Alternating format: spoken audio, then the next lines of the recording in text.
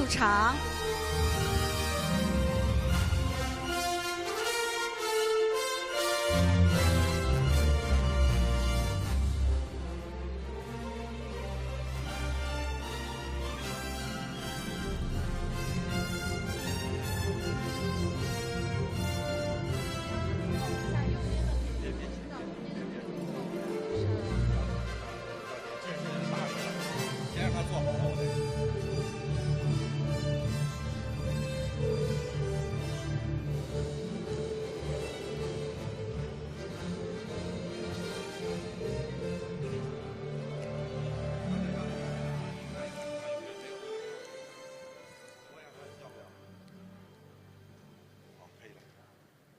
下面有请中国国际 Now 商会 let's 副秘书长 welcome the Vice Secretary General, Mr. Xu Liang, to host the meeting.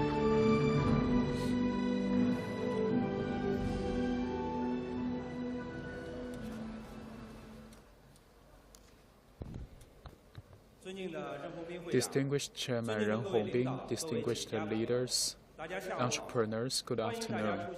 Welcome to the Advanced Manufacturing Thematic event.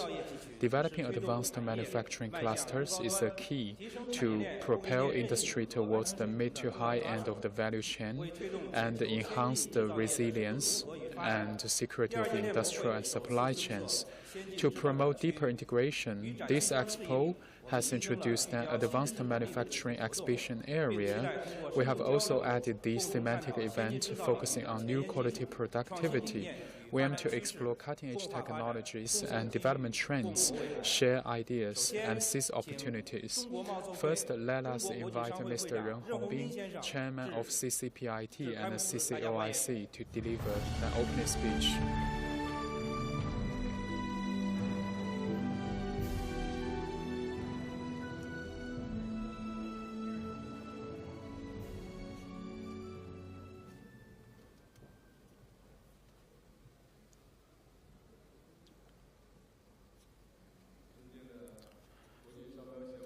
Distinguished Mr. Asino, distinguished Dr. Poch from the Thailand Chamber of Commerce and Board of Trade of Thailand, distinguished Chairman Sun Yongcai, distinguished President Xu Niansha from China Machinery Industry Federation, and distinguished Deputy Director General He, and ladies and gentlemen, good afternoon. At the opening of the second China International Supply Chain Expo, it is great delight to meet you all at this thematic event on advanced manufacturing. Today's thematic event focuses on new quality productive forces and new momentum for development. On behalf of China Council for the Promotion of International Trade, I welcome all of you and thank everyone who has been supporting and caring for this Expo.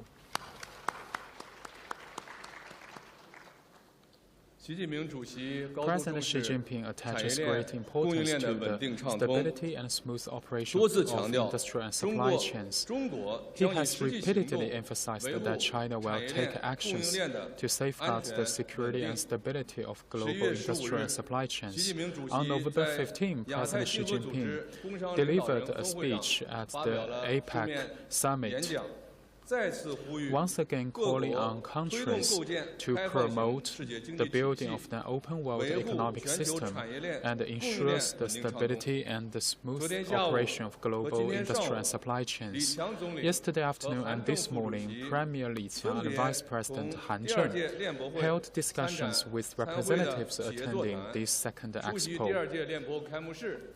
And they attended the opening ceremony, delivered keynote speeches. They reaffirmed China's firm commitment to advancing high-level opening up and the strong message of the times, China's resolute promotion of international cooperation. The second Expo focuses on fostering new quality productive forces and has introduced a new advanced manufacturing exhibition area. Nearly 70 renowned domestic and international enterprises are showcasing the full industrial chain process in this field, spanning from upstream research and development design and the application of new materials to key components processing, smart manufacturing, and high-end equipment. This highlights the critical role of advanced manufacturing in driving industrial upgrading and enhancing international competitiveness. This thematic event aims to explore the application of new technologies, new materials, and new models, and promote pragmatic cooperation across the advanced manufacturing industry and supply chains. I would like to offer 3 suggestions. First, enhance technological innovation capabilities. Technological innovation is the core driving force of advanced manufacturing.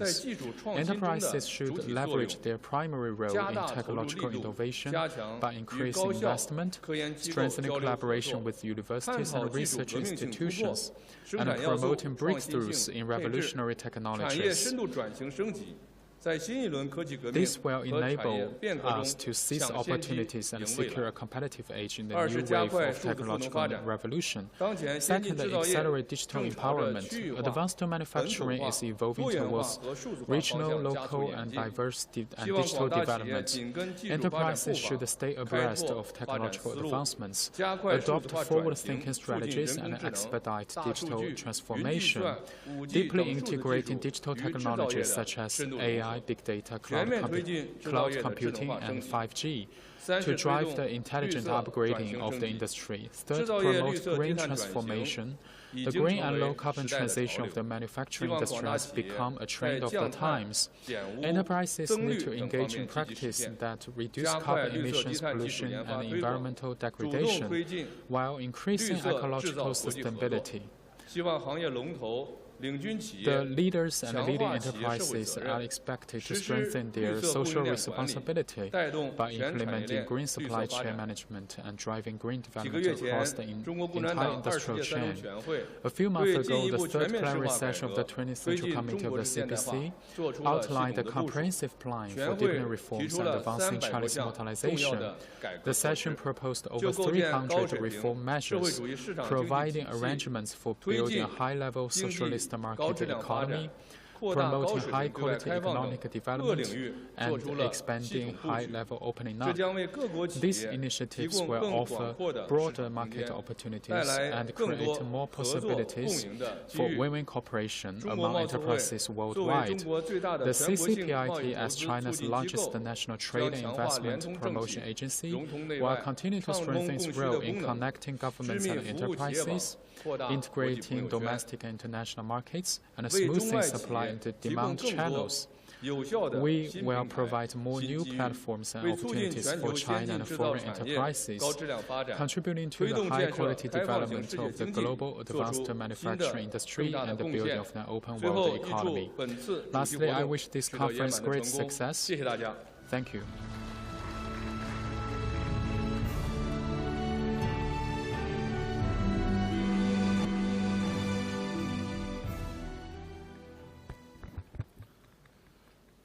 Thanks to President Ren Hongbin. Now, I would like to invite to the floor Dr. Barge Aram Wantananot, First Vice Chairman of the Thai Chamber of Commerce and the Board of Trade of Thailand, to deliver a speech.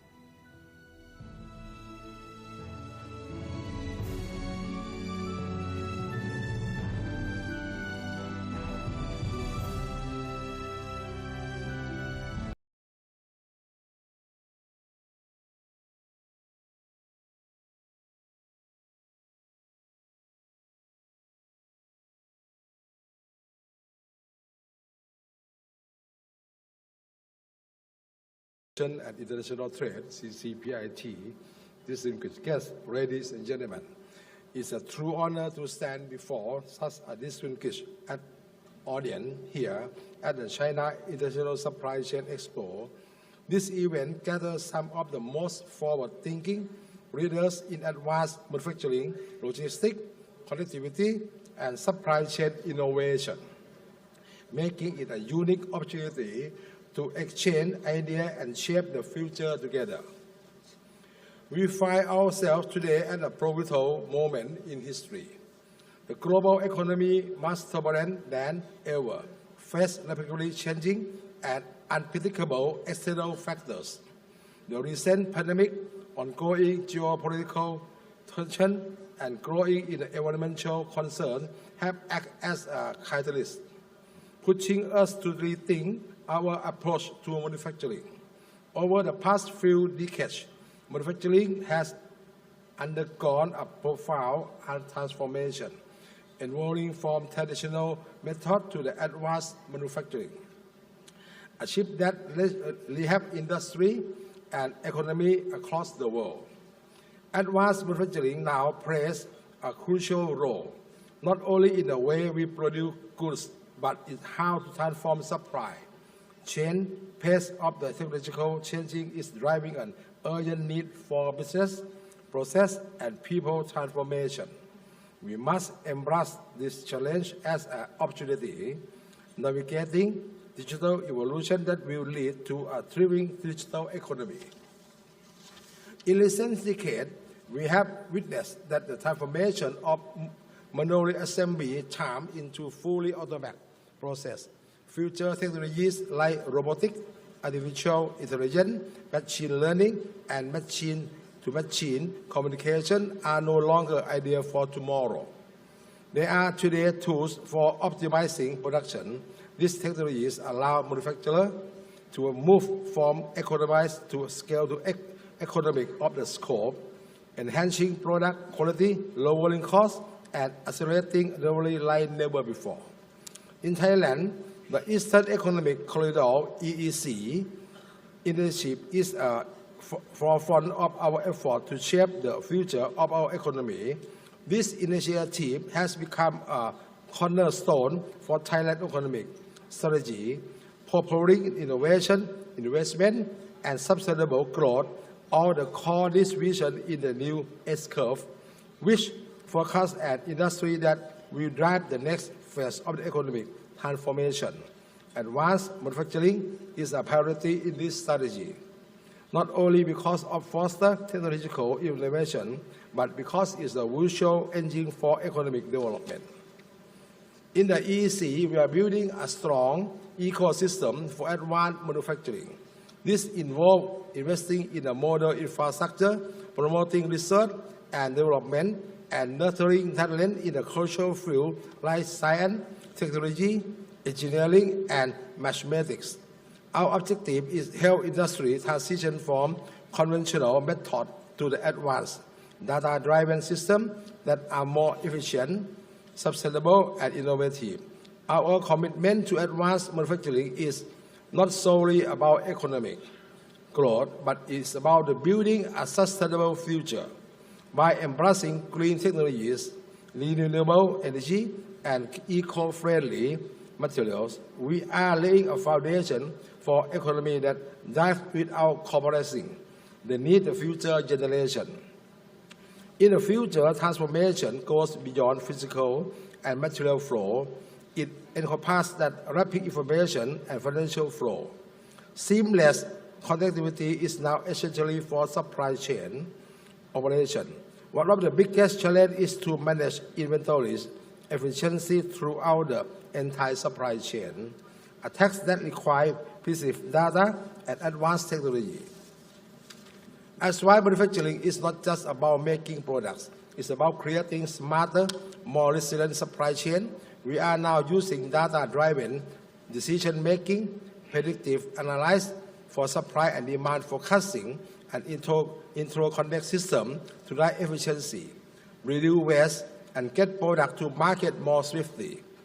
Technological right single submission platform and blockchain are gradually becomes integrated into global supply chain, enhancing transparency and trust. However, challenge remain. Supply chain resilience is one such challenge. We must be more flexible and adaptive than ever before. Technology that allow us to anticipate disruption and respond rapidly are crucial. Sustainable is another significant concern. as the environmental impact of the manufacturing from waste to carbon emission, first increasing scarcity. Consumer demand for the sustainable product is rising, and manufacturers must incorporate green technology and circular supply chain to stay competitive. Moreover, the skill gap is processing issue. Automation, AI are reshaping the manufacturing landscape, that they also require a new setup of skills that many workers do not yet possess. Collaborative robots and cobots are helping bridge the gap between human and automation. But continuous upskilling and reskilling are necessary to build a strong digital culture in the organization. Addressing this skill gap is crucial for the long-term success, advanced manufacturing, and driving to the digital and green economy. Today's event is a major step forward. We are here to explore opportunity, address challenge, and force partnership that will advance the field of manufacturing. Together, we can create a hub of innovation, make Asia, especially China and Thailand, to be a leading in the industry, the shape of the future manufacturing on a global scale. Thank you so much.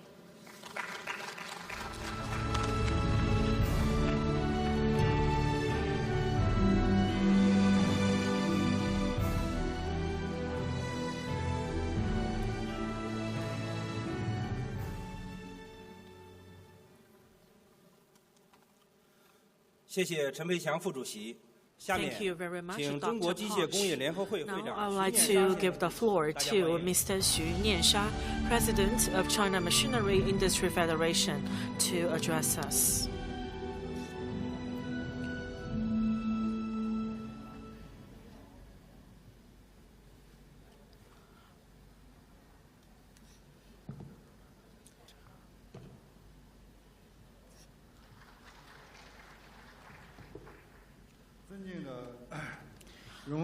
Distinguished President Ren Hongbin,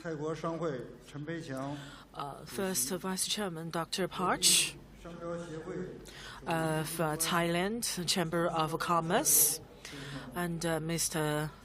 Asido, the CEO of the International Trade Mark Association, and Mr. He Hailing, Mr. Wang Sun, and Mr. Wang, dear officials, ladies and gentlemen, dear friends, good afternoon. On behalf of the colleagues in the Chinese machinery industry, I would like to congratulate on the successful organization of this advanced manufacturing-themed event at the exposition, and express sincere gratitude to the China Chamber of International Commerce for the invitation. President Ren's presence at today's event demonstrated the high importance attached to this event. I would like to share with you several personal observations. First, the Supply Chain Expo innovates to address challenges. The decision of the third plenum of the 20th Central Committee of the Communist Party of China proposed to promote international cooperation in industrial and supply chains. Currently, the global industrial and the supply chains are facing restructuring, and the complexity and uncertainty of the external environment of industry and the supply chains are increasing. In this complex and difficult situation, CCPIT has carefully prepared for the second Supply Chain Expo, which is an innovative measure to resolutely implement the decision and arrangements of the Central Committee of the party and responded to the challenge. Yesterday, Premier Emily Tan received the representatives of the industry. The industrial chain, supply chain, value chain all reflect the main or network structure composed of production processes such as research and development, design, processing, and manufacturing and marketing. Based on these characteristics, this year's Expo has added an advanced manufacturing chain exhibition area showcasing the entire industry chain of global advanced manufacturing from front-end design to the terminal product application, from research and development design, new material application, key components, and processing, intelligent manufacturing, high-end equipment. Second, the security and stability of industrial chain and supply chain provide solid assurance for economic operation. For many years, China's economic growth rate has ranked among the top among major economies, with a contribution rate of around 30% to world economy growth. It has become a major trading partner for more than 140 countries and regions, and has deeply integrated into the global industrial and supply chains. This year, the Chinese economy has been running steadily. The GDP for the first 3 quarters was 94.97 trillion yuan, a year-on-year increase of 4.8%. And in the United States, it was 2.8%. Industrial production grew steadily, with manufacturing added value increasing 6%, and equipment manufacturing added value increasing by 7.5%. The CRD added value asset investment and the foreign trade development of China's machinery industry remained stable. 14 major industries achieved a revenue of 22 trillion yuan in the first 3 quarters, still maintaining a positive growth rate of 0.4%. However, there was significant pressure on the total profit. Fixed asset investment grew 5.3% year-on-year, with an average growth rate of 12.7% in the past 2 years, higher than the level of the whole society and the manufacturing industry. The total import and export volume of goods trade was $860 billion, a year-on-year increase of 6%. This has shown that we have faced with both challenges and opportunities. Third, innovation-driven, innovation-based driving force for the high-quality development of industrial and supply chains. Technological innovation is the driving force behind industrial development and plays an important leading and supporting role in the industry and supply chains. The continuous acceleration of digitalization, green development, and intelligence in the world economy has accumulated strong momentum for the acceleration of economic globalization once again. High-quality development in industry and supply chains also require collaboration and innovation. The CCPIT and the China Chamber of International Commerce have actively built international platforms for enterprises and industries to go global, making great contributions to creating favorable international environment. And we sincerely wish the China International Supply Chain Expo will do better in the future. And the China Machinery Industry Federation is committed to building platforms, providing services when they have met any difficulties and challenges. In addition to reaching out to the government departments, they can also reach out to our federation. And I would like to introduce you 3 platforms. One is the think tank platform. The expert committee of China Machinery Federation is composed of 182 experts, including ministerial-level leaders, training academicians, and experts from various industries. Its professional fields cover 14 major industries and 57 industries in the machinery industry. We carry out economic consultation, evaluation, special seminars, and major issue research and consultation to meet the needs of the government and domestic foreign clients. And we enjoy high influence and reputation both at home and abroad. The second platform is for communication and mutual assistance. In December, the first equipment manufacturing industry development conference will be held in Chongqing, bringing together 14 industries in the machinery industry and key upstream and downstream areas to conduct in-depth exchanges on the latest development trends, technological innovation, market prospects, and other topics of equipment manufacturing. Friends from all sectors are warmly welcome to actively participate. And thirdly, a planning platform. CMIF is currently organizing the preparation for the 15th five-year plan for the machinery industry under the guidance of relevant national development ministries. This plan will address the future healthy development of enterprises of all ownership types, including foreign invested companies in the Chinese market. We welcome your valuable contributions to these platforms and look forward to your active engagement and achievements.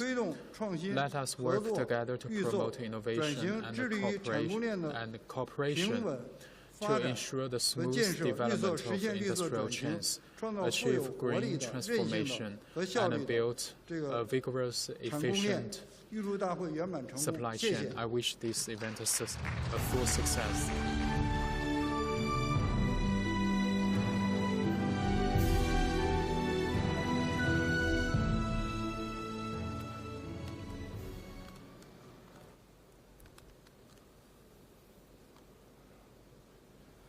Thank you, President Xu Niansha. Next, let us invite Mr. He Hailin, Deputy Director General of the Bureau of Operations Monitoring and Coordination at the Ministry of Industry and Information Technology.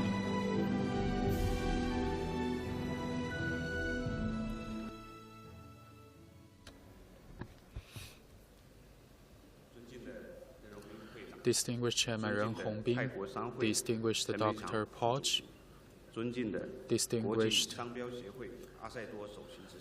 Mr. Chief Executive Officer Sanstel Acedo, distinguished President Xu Niansha, distinguished Chairman Sun Yongcai, distinguished guests, dear friends, ladies and gentlemen, good afternoon. On behalf of the Ministry of Industry and Information Technology, I'm happy to attend the Advanced Manufacturing Thematic event of the second China International Supply Chain Expo.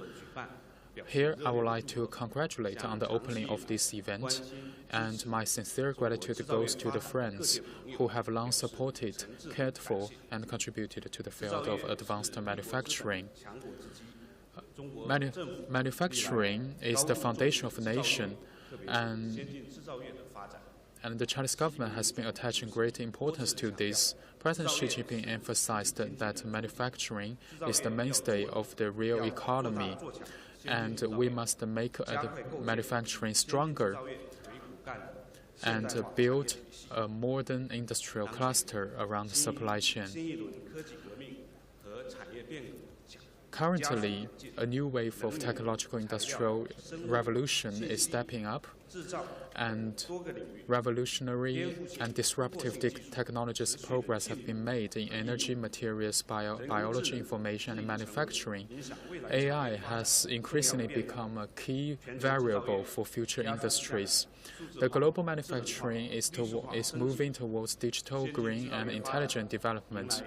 We have unprecedented opportunities for advanced manufacturing, but we also face risks and challenges. So we must cooperate to embrace for these challenges. The ministry will focus on high-quality development and promote a new type of industrialization. We will accelerate the development of new quality productive forces and strengthen advanced manufacturing. First, enhance the technological innovation capabilities of industries. Technological innovation is the core driving force for advanced manufacturing. We need to promote the deep integration of technological innovation, enhance the supply of high-quality technological solutions, and reinforce the central role of enterprises in technological innovation. And we also need to make breakthroughs in key technologies and enhance the technological foundation for the development of advanced manufacturing. Second, optimize the industrial system. A comprehensive industrial system is a critical foundation. We need to upgrade the traditional industries, foster emerging industries, and develop forward-looking industries. And we will carry out projects in the upgrading of manufacturing industries and large-scale projects. We will also build an international competitive advanced manufacturing cluster. Third, promote digital and intelligent transformation. Digitalization and intelligent development are defining characteristics of the era. We must promote transformation in this regard, integrating 5G plus industrial internet and advancing the high-level empowerment of AI. The widespread application of digital technologies in advanced manufacturing should be accelerated, alongside the construction of smart factories, digitalized supply chains, and high-standard digital industrial parks. Fourth, drive green and low-carbon development. We need to implement the carbon-peaking action plans across industry sectors and key industries, while coordinating the dual advancement of industrial greening and green industrialization. Green manufacturing projects must be thoroughly executed to improve resource and energy efficiency. We will create new driving forces for green development. Fifth, create a favorable development environment. This requires collective attention and support of society, along with policies, funding, and human resources. We also need to improve institutional and policy frameworks and integrate science, technology, industry, and finance, enhancing the quality and efficiency of financial services for advanced manufacturing. Manufacturing talent support programs should be organized to strengthen the supply of high-end talent. Additionally, a market-oriented, law-based international business environment should be continuously cultivated. A secure, stable, smooth, efficient, open, inclusive, and mutually beneficial global industrial and supply chain is critical to the development of advanced manufacturing. We are committed to deepening industrial and supply chain cooperation with all countries, safeguarding the resilience and stability of global industrial and supply chains, strengthening the exchange of technical expertise and experience in advanced manufacturing. Together, we aim to build an open and cooperative ecosystem and contribute new momentum and strength to global economic and social development. Lastly, I wish this thematic event full success. Thank you.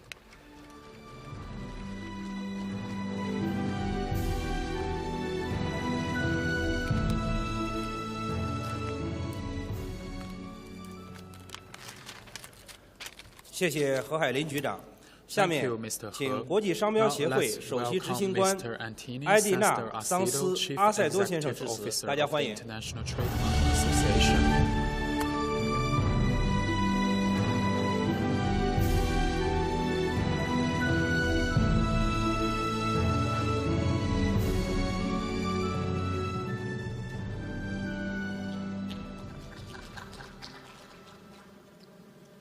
Distinguished Chairman Ren, distinguished First Chairman of the Thai Chamber of Commerce, Dr. Po, distinguished President Xu of the China Machinery Industry Federation, distinguished Deputy Director General He from the Bureau of Operation Monitoring and Coordination at the Ministry of Industry and Information Technology of China. I would like to start by congratulating the China Council for the promotion of international trade on the very successful organization of this second China International Supply Chain Expo. As CEO of the International Trademark Association that represents more than 6,000 corporations and IP firms from all around the world, I'm extremely honored to be here and to speak in front of you. But of course, I'm not here to speak about INTA. We're here to talk about the global supply chain under the title Driving New Quality Productive Forces and Enhancing New Momentum for Development. And we're here to definitely foster trade at challenging times. We live challenging times with wars, with trade tensions, with geopolitical uncertainty, with global climate and sustainability risks, and with economic recovery. But we also live times of opportunities, green technologies, smart technologies, cloud computing, AI, quantum computing. We also live a period of very strong health advancements where science and technology play a critical role. And here, China is playing a leading role. According to WIPO, 3 out of the top 5 global science and technology clusters are in China. And 26 out of the top 100 clusters are also in China. So more importantly, we need to remember to ourselves that the world is global, the economy is global, and that we have a duty towards next generations. This is why promoting a global supply chain is so critical to solve problems, to develop our economies, to protect our environment, and to bring social welfare to population around the world. And guess what? When we talk about global supply chains, intellectual property is also present. 90% of the value of any corporation nowadays is within its intangible assets. Whether we talk about inventions, patents, whether we talk about designs, whether we talk about trade secrets, or whether we talk about trademarks, all of them are key enablers of the global supply chain. And it's also good to remind to ourselves that China is playing a leading role when it comes to the global IP ecosystem. 47% of global patent filings come from China. 47% of trademark world filings come from China, and 55% of design filings are China-based. So we need to thank the Chinese government and administration for taking the lead in setting a framework for a global supply chain. We need to talk, we need to cooperate, and we need to work together to make this a better world, our world. I would like to conclude by thanking again Chairman Ren and CCPIT for putting together such an incredible expo and such a great program. Ladies and gentlemen, thank you very much. 谢谢。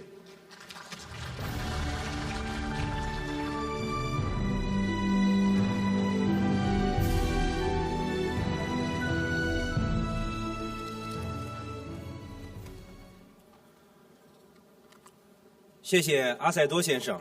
Thank you, Mr. Asaido.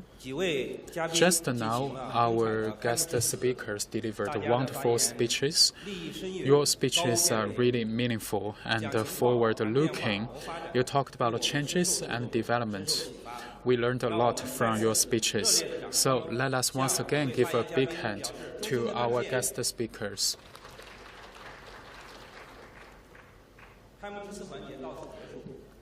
Now we'll move into the next session, the keynote speech.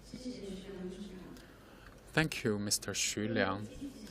To respond to the Sustainable Development Strategy, the second Supply Chain Expo and the Advanced Manufacturing Chain will jointly launch the joint initiative for creating a green and low-carbon industrial era Advanced Manufacturing Chain Exhibitors.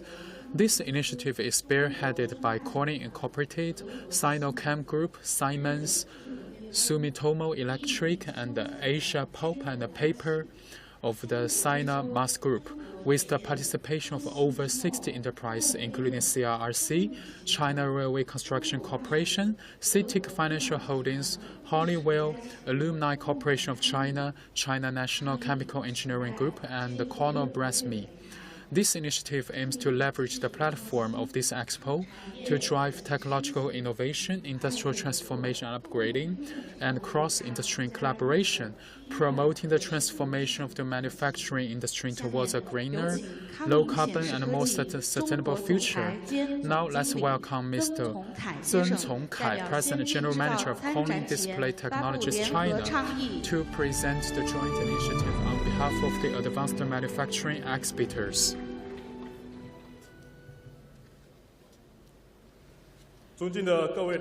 Distinguished leaders, colleagues, and friends from the media, good afternoon.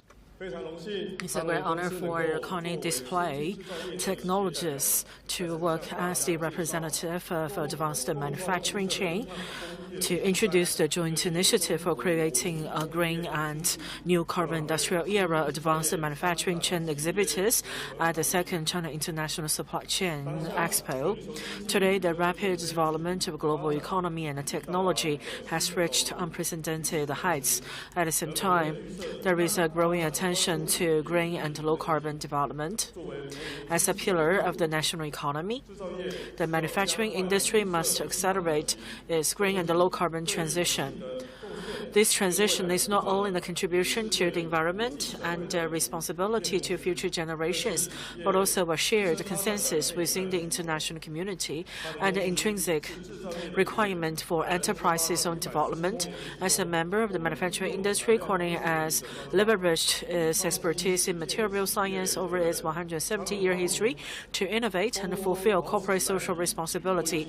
Corning invented cellular, ceramic substrates and filters for filtering and cleaning vehicle exhaust emissions. We introduced the first heavy metal and halogen-free liquid crystal glass substrate in the display industry to promote environmental protection. Additionally, we developed a cold bending technology that allows glass to bend at room temperature, contributing to the reduction of carbon footprint. Corning's commitment to sustainability is reflected in its every aspect of operations, from product R&D and production optimization to energy use and collaboration across the supply chain. We are keenly aware of the responsibilities and the missions entrusted to enterprises today. Together with the partners in the advanced manufacturing chain at the Supply Chain Expo, we are launching this joint initiative to promote the transition of the manufacturing industry towards a greener, low-carbon, and more sustainable future, contributing to a greener future for our planet. This initiative can be summarized as 1+3+8. 1 refers to the core goal of promoting the transition of manufacturing industry towards greater sustainability, low-carbon operations, and environmental friendliness. 3 represents the trilateral collaboration, governments building platforms, institutions providing recommendations, and enterprises jointly advocating. 8 refers to following 8 focal areas. Firstly, we must embrace the concept of green and low-carbon development, integrating it as a core component of corporate strategy, and embedding it into corporate culture to establish a top-down consensus for a green transition. Second, we'll increase investment in research and development of green and low-carbon technologies, particularly achieving breakthroughs in reducing carbon emissions and energy consumption. This will enhance product energy efficiency and minimize environmental pollution during the production process.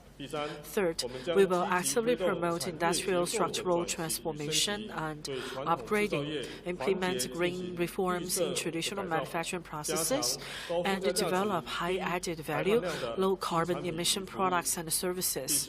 Fourth, we will optimize energy consumption mix by actively adopting clean energy sources, reducing dependence on fossil fuels, and improving energy efficiency. Fifth, we will establish a green manufacturing supply system, promote green design, green manufacturing, and green logistics, and ensure the entire supply chain adopts sustainable practices.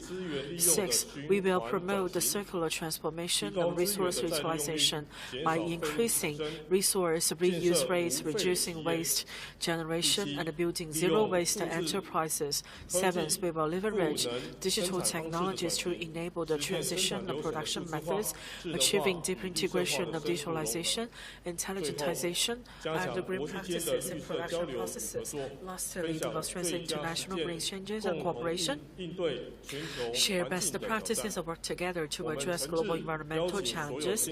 We sincerely invite all enterprises in the advanced manufacturing industry, regardless of their size, to join this green initiative.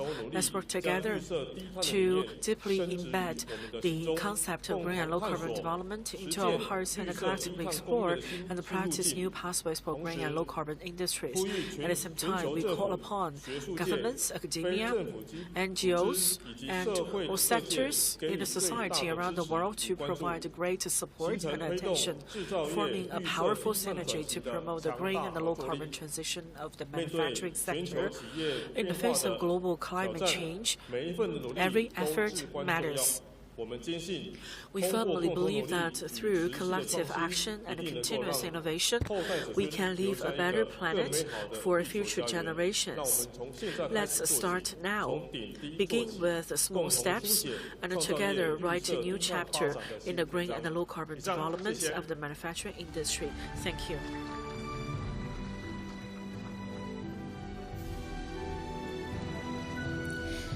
谢谢曾重凯 Thank 先 you, 生。 Mr.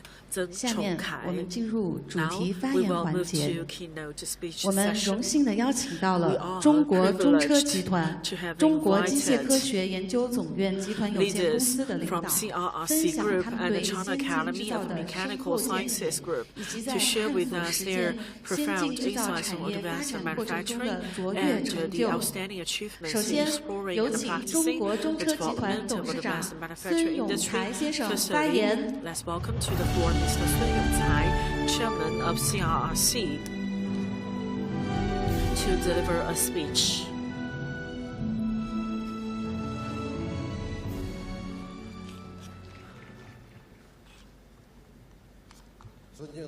Respected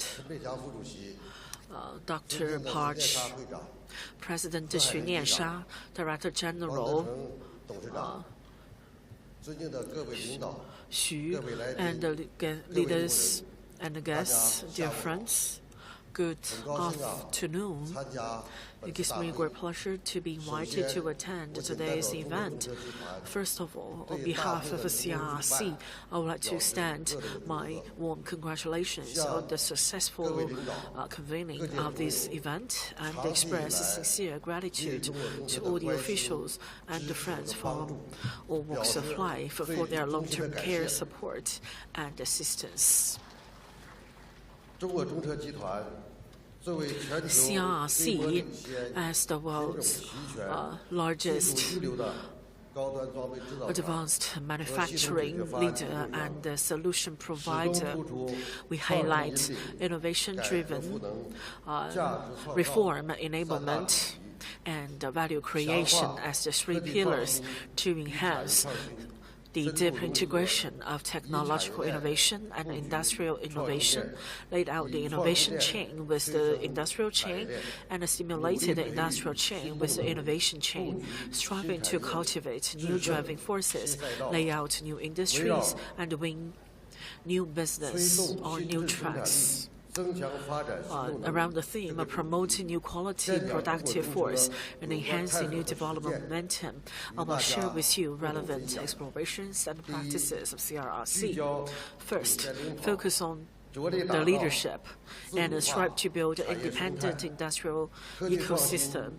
Scientific and technological innovation is the core driver for the development of new quality productive force, using technological innovation to promote dependent and controllable key core technologies in the industrial chain is the key to improve the resilience and security of industrial chain and supply chain. CRRC attaches great importance to the features of digitalization, high-end, green internationalization, collaboration, and branding products, firmly placing technological innovation at the core of the strategy of the company, strengthen original innovation, building on original technological reform, and striving to achieve new breakthroughs in fundamental, urgent, cutting-edge, and disruptive technologies. We have successfully developed a number of advanced rail transit equipment, such as high-speed trains, high-power locomotives, railway passenger cars, rail freight cars, and urban rail transit vehicles, and has built a complete technical system, standard system, product system, industrial system, and a manufacturing system. The overall technology of rail transit equipment has reached the international advanced level. Second, we focus on digital transformation and strive to build an intelligent industrial ecosystem. Smart technology is a key force leading the new round of industrial transformation and an important component in enhancing the resilience of industrial and supply chains. To develop new quality productive forces, we must rely on digital transformation, promote the full play of various production factors, improve efficiency, and optimize the portfolio. CRRC is committed to building a digitally driven enterprise and constructing a digital digital infrastructure of one network, one cloud, one platform. Based on a complete industrial system of rail transit equipment, we will vigorously promote integrated innovation, use advanced technologies such as big data, cloud computing, Beidou navigation system, unmanned driving, 5G communication, and etc., accelerate product iteration and upgrading, and achieve intelligent perception, diagnosis, operation, and service of rail transit equipment. Intelligence has become a new feature of the national business card of CRRC. Third, we focus on green upgrading and strive to build a low-carbon industrial ecosystem. New quality productive force itself reflects green productivity. Under the guidance of dual carbon goals, CRRC has put forward the 5G concept of a green investment, green innovation, green manufacturing, green products, green services, and green enterprises, accelerating the research and application of low-carbon, zero-carbon, and negative carbon emission technologies, and comprehensively promoting carbon reduction, pollution reduction, green expansion, and growth. We focus on building a clean energy equipment industry system represented by wind, solar, storage, hydrogen, and construct a new pattern of a dual track and a dual cluster industrial development for rail transit equipment and clean energy equipment. We are committed to being a leader in green manufacturing, a demonstrator in green transportation, a creator of new life, and a pioneer in green development. President Xi Jinping noted that maintaining the resilience and stability of global industrial and supply chains is an important guarantee for promoting world economic development.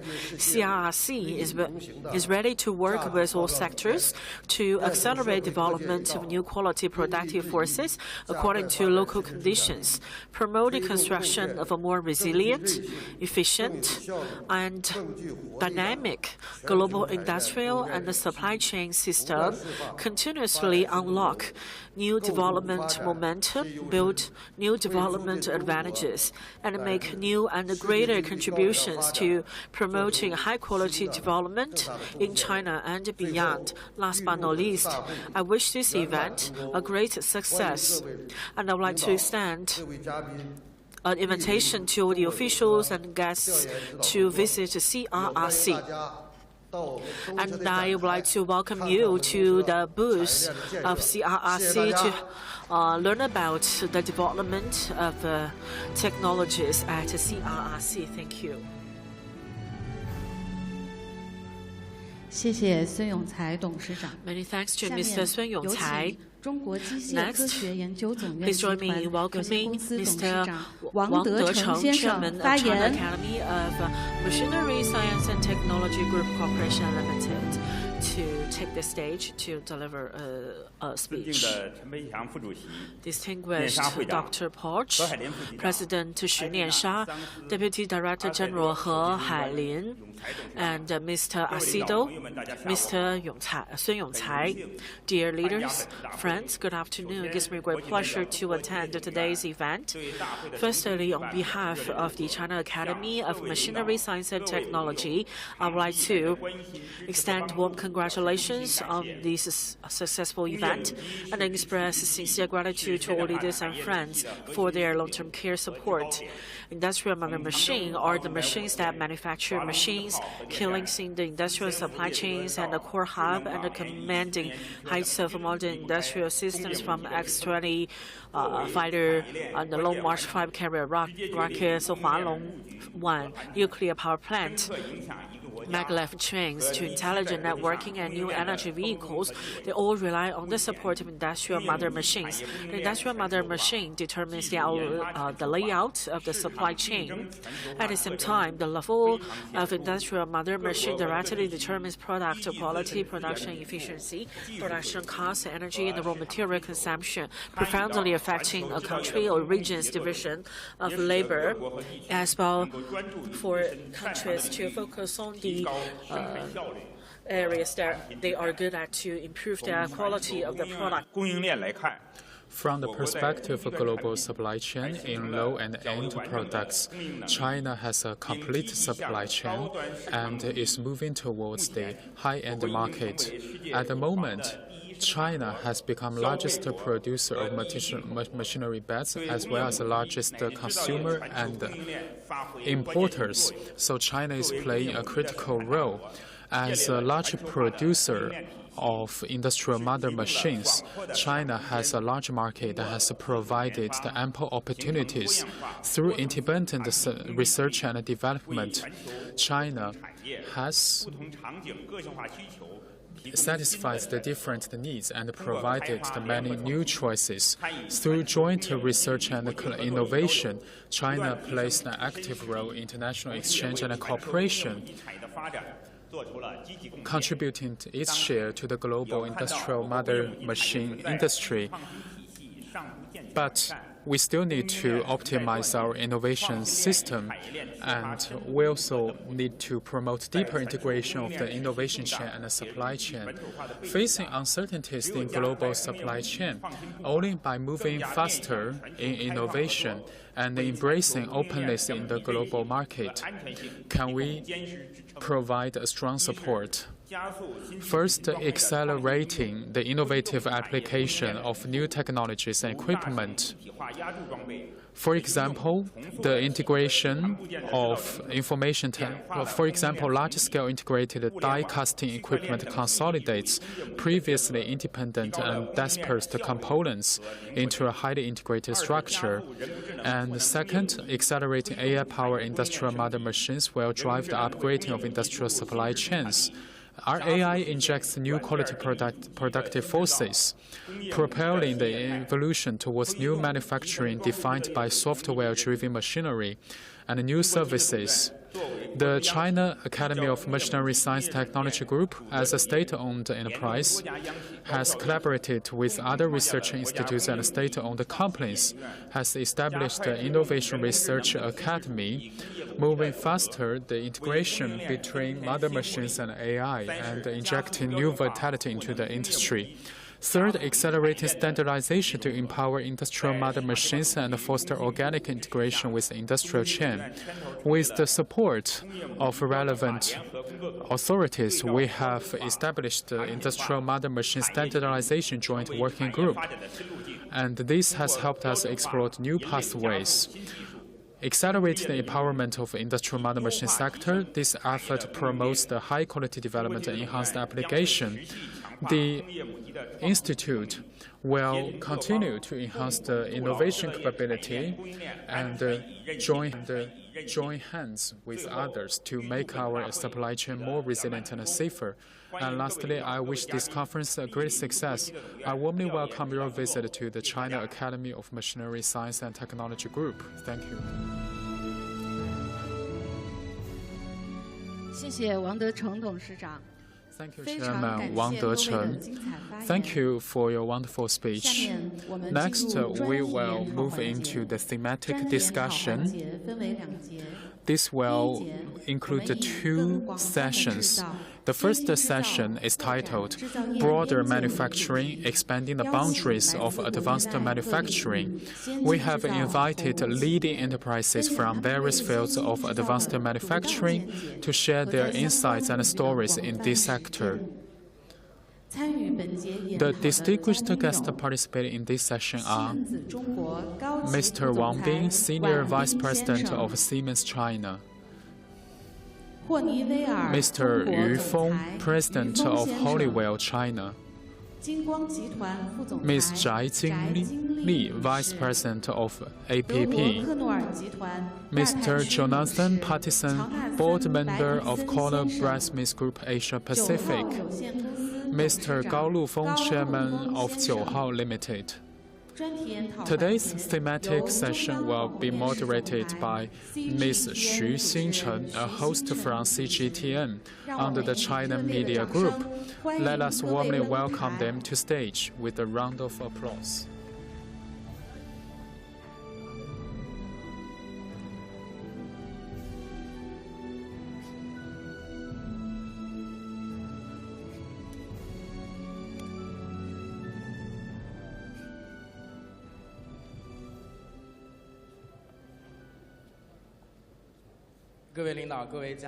Distinguished leaders and guests, good afternoon. I'm Xu Xingchen from CGTN. It's my second visit to the Supply Chain Expo. And let us look at the topic, advancements in manufacturing. In the past hour, we listened to many speeches, and including in the opening session also talked about that the greener and smarter supply chain. We face ample opportunities, so now it's time that our experts share their insights, how we can push the boundaries of the industry, how we can better embrace opportunities to better foster new quality productive forces. But I know there's a special guest, Dr. Patterson, the first time participant to the Supply Chain Expo, and actually I visited Knorr Bremse's booth about just an hour ago. I saw the collaborations between your firm, over 100 years of solid German manufacturing and Chinese partners. So first, tell us a little bit more about your feeling. Like, this is the first time that you're attending this Supply Chain Expo. So Knorr-Bremse is very proud to be part of the fantastic growth we've seen in manufacturing over the last 30 years. And what better example do we see of that than the growth of the high-speed network, which has been built up and is really a visiting card for China. Knorr-Bremse could demonstrate its technology by bringing that to China, by localizing it. And what I see as the trend over the last years has been the shift from not only made in China, but innovate in China and adapt the products for the local market and the local requirements. And in particular, I'd focus on the area of the new productivity which we talk about and how we've had to see a blend of sustainability, smart manufacturing, and digital transformation coming. And I think in the products we show today on our stand, you'll see these exemplified. And this has meant Knorr-Bremse reimagining the products the way we have into be digital products with an ecological footprint for the future. And I think this has been a tremendous experience to see how that has played out and to show it also at the fair today. And also, I sense the synergy between a 100-year-old German company with all those rising Chinese manufacturers. Let's move on for a little bit. So speaking of Siemens, the Chinese business of Siemens has an even longer history. Siemens has been operating in the Chinese market for many, many years. You witnessed the changes here in China. So Mr. Wang Bin, could you share a bit with us why you place importance in the Chinese market? Could you share with us some examples? What are opportunities offered by the Chinese market? How can you grow together with the Chinese market? Well, actually, the new quality productive forces, it has three features: high-tech, high efficiency, and high quality. These are three features and three keywords of new quality productive forces. And this is in line with the Siemens strategy here in China. New quality productive forces also provides new driving force for Siemens development in China. As you mentioned, we have been working in the Chinese market for 152 years. We provided China with many first-of-its-kind products in the past, and today we provide digital twins technologies here in China. So we assume our responsibility in technological innovation. If we would like to summarize the core competitiveness of Siemens, then I would like to say the integration between digital technologies and real economy. We translate from IT to OT, and we deeply integrate ourselves into the virtual world and the real world. Let me give you an example. For example, we use digital technologies in our factories. For example, in our Nanjing factory, we built the Nanjing factory 2 times. First time in the digital world. In the digital world, we operate, we make adjustments, and then first in the real world and then in the virtual world. The second time in the real world, we build up the factories on the ground. So the whole Nanjing factory From planning to openness to operation, the total timeline has shortened by 1/3, while the production efficiency has improved by 20%. So you mentioned digital twins. Are these technologies independently developed by yourself or you collaborate with partners? Well, we do work with others. For example, the integration between the digital and the real world. Here in China, we co-create with many partners. For example, we cooperate with Hongqi, a car company. We have a smart travel platform, and via this platform,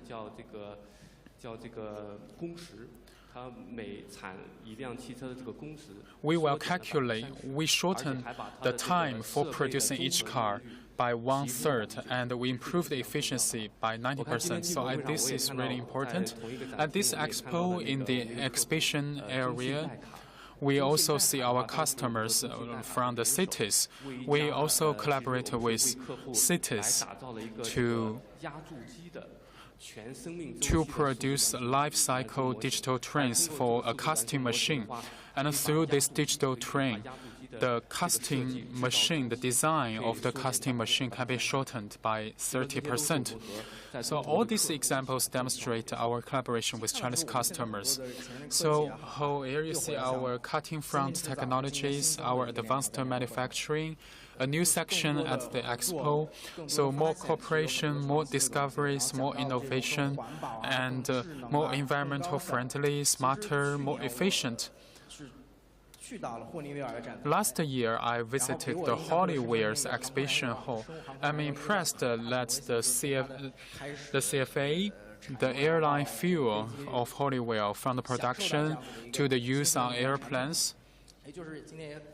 And today we also have Mr. Yu Feng, the president of Hollyware China.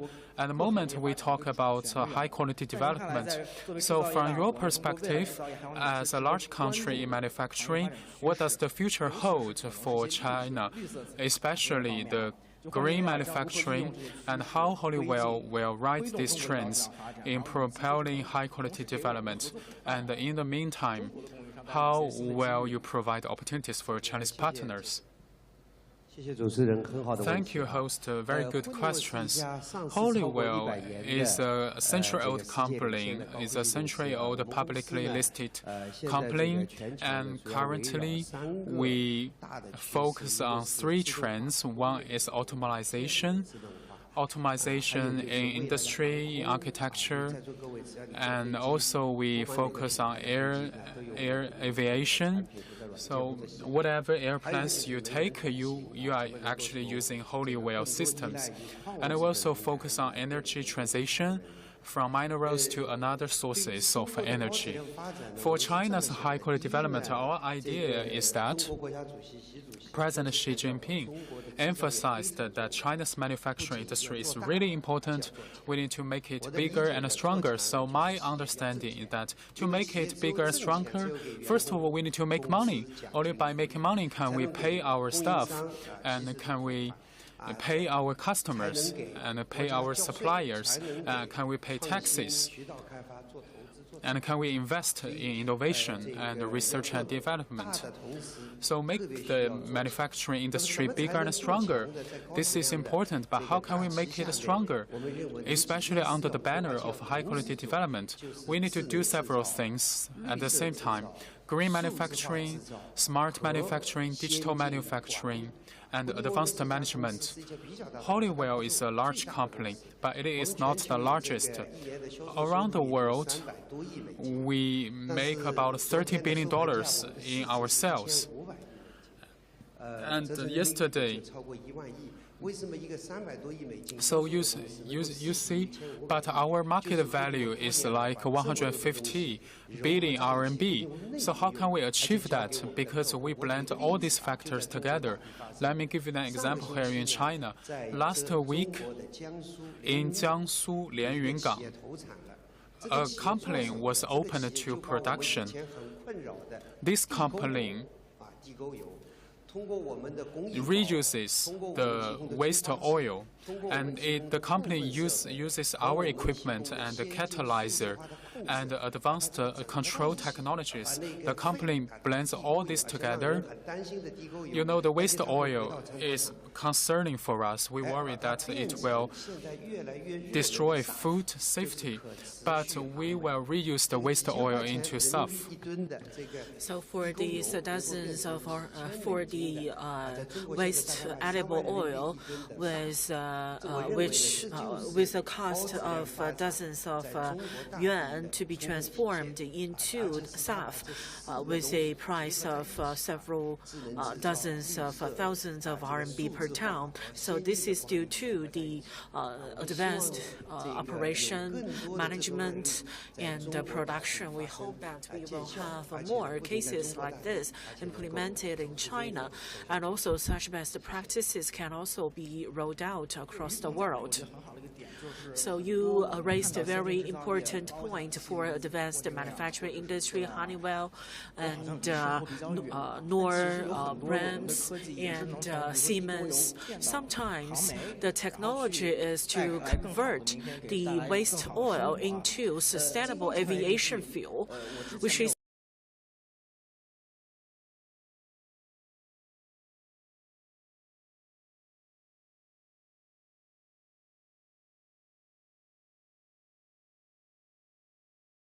company.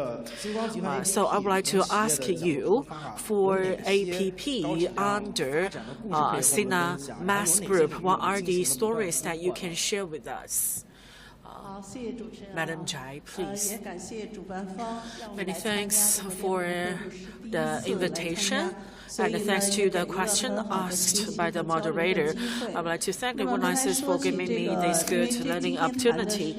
As we are talking about manufacturing here, especially advanced manufacturing, just now the other panelists have already made important points how we can make advanced manufacturing greener, smarter, and more digitalized. And I think this is the trend that is encouraged by all the players in this industry. For what are the things that we are able to do in this area? We are from a traditional manufacturing industry. We have done something, but I would like to learn from the best practices of other entrepreneurs. And I think if we would like to push the boundary for advanced manufacturing, we should make new breakthroughs in manufacturing sector to remove the limitations and how we can make innovations. What is more important is to apply emerging technologies and implement advanced ideas to explore new ways, new directions, new scenarios of development and technologies. So it is about the lifestyle, the service model, the production process, and extension of the industrial chain. We have done we have tried something in 4 areas. Firstly, how we can make use of technological progress to push the boundaries of products. Progress of technologies is in itself a driving force for pushing the boundaries of development products. We've tried new materials, smart manufacturing, so to integrate these 2 factors. And we are also doing our best to optimize the products in a continuous manner. If you attend, so at this year's Expo, we have a BBC fiber paper, which is eco-friendly, high-tech paper. So the composite materials can be added into degradable plastics. It can also increase the physical durability and the heat resistance of paper. This is actually can satisfy the consumer's needs for a green product. The second thing I would like to mention is a cross-sector integration so as to push the boundaries of applications. This is not restricted to the internal innovations. We also require cross-sector synergy. So we are thinking about how we are able to move from the production of a single product to product plus service plus cross-sector partnership, so that we can have a whole life cycle management to create more added value for our clients. The third is innovation of factors to push the boundaries of partnership. We rely on our human capital as well as the government, industry, and academia partnership. In addition to the daily R&D activities, we have also established collaboration with the think tanks, government departments, and party organizations. In doing so, we are able to build more resilient and a stronger partnership. The fourth is finance. There are a lot of financial products which can support the development of traditional manufacturing to become advanced manufacturing. Financial products can also provide us with assurance and a guarantee. At the exposition, we can also see that finance can enable the development of manufacturing, and we are going to have a signing ceremony to work with the financial industry. The last point I would like to make is that to push the boundaries of manufacturing, we should make breakthroughs of our mindset. The traditional practices, actually, we are reshaping the structure of the industry.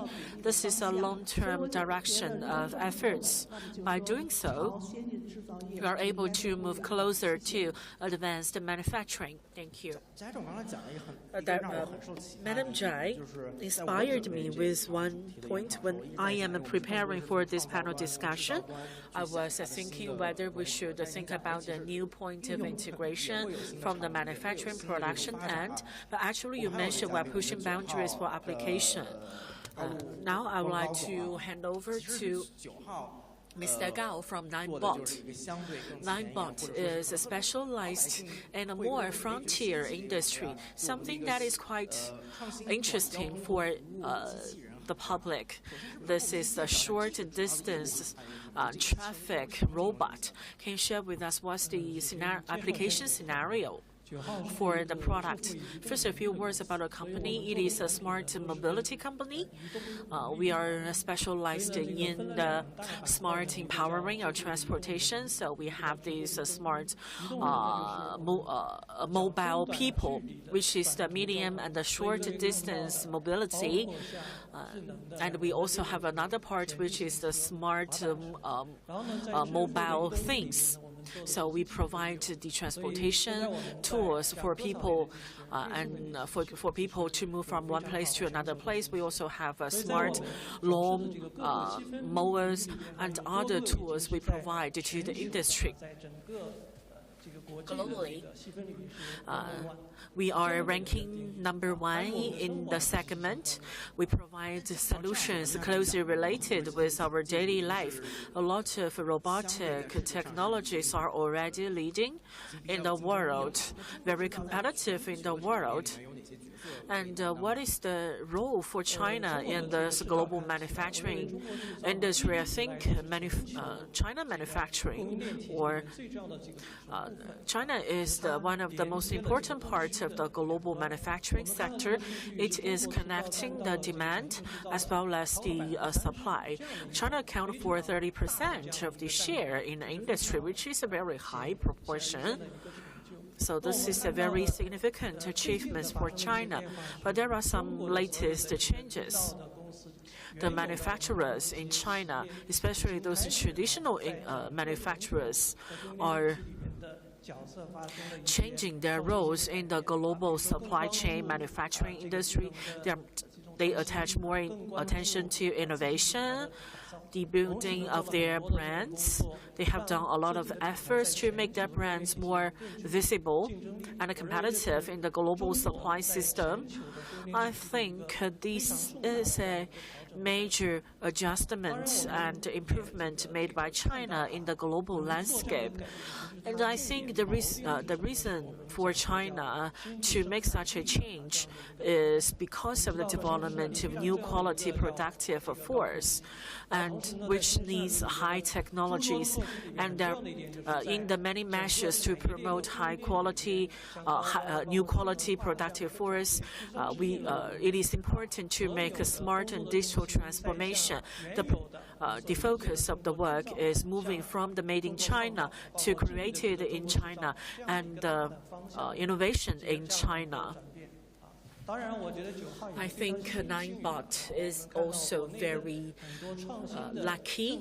We have seen the introduction of policies to support innovation, and we have benefited a lot from those enabling policies. And Ninebot has already become China's first company listed in the SciTech board. In other countries, it's called ADR. In China, it's called a CDR. We are China's first company of its kind as a innovative company.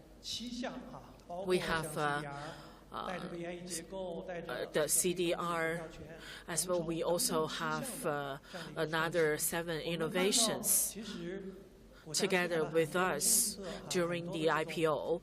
And we have seen that the guidelines introduced by the Chinese government is also supporting us towards the direction of new quality productive force. And I also expect that there will be more companies which will do better on the pathway of a new quality productive force. We're seeing this kind of rising of Chinese companies, manufacturers, young manufacturers.